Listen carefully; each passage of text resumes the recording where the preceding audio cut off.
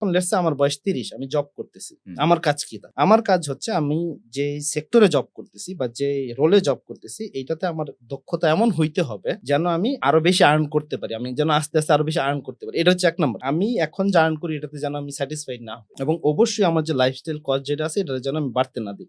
আমি যেন সেভ করা শুরু করি এখন থেকে। এটা হচ্ছে ফার্স্ট স্টেপ। দ্বিতীয় হইতেছে যে যেটা সেভ করতেছি সেটা যেন কোথাও ইনভেস্ট করতে থাকি। ৩ নাম্বার ধাপ হচ্ছে যে আমি আমার স্কিল বা আমার নেটওয়ার্ক দিয়ে একটা সাথে পাশাপাশি সাইড হাসেল শুরু করি। Side business. আমার চাকরি সকাল ৯টা থেকে ৫টা পর্যন্ত। আমার যে পার্সোনাল সময় ৬টা থেকে ১২টা বা ৭টা থেকে ১২টা আমি ওই সময়ে করি। ওইখান থেকে আমি আর্ন করা শুরু করি। আর্ন করে, করে আমি যদি এখানে ১,০০,০০০ টাকা বেতন পাই, আমি ওই আমার সাইড হাসেল থেকে কন্টিনিউয়াসলি ১,০০,০০০ টাকা লাভ করতে পারতেছি কিনা। ১,০০,০০০ টাকা রেভিনিউ না। যেদিন আমি ১,০০,০০০ টাকার প্রফিট প্রতি মাসে আনতে পারতেছি এরকম ৩-৪ মাস যাওয়ার পরে আমি তাইলে বুঝলাম নেক্সট ধাপে যাওয়ার আমার সময় হইছে। আমি তাহলে প্রস্তুত হইলাম যে আমি এখন পুরা ফুল চাকরি ছেড়ে আমার যে সাইড ব্যবসাটা আছে এখান থেকে যেহেতু আমার প্রতি মাসে যে লাভটা হইতেছে এটা দিয়ে আমার সংসার, Continue পারিবারিক করতে খরচ আমি কন্টিনিউ করতে পারবো। সেই পরিস্থিতিতে আসার পরে আমি চাকরিটা ছেড়ে এটার পেছনে ফুল টাইম দিব।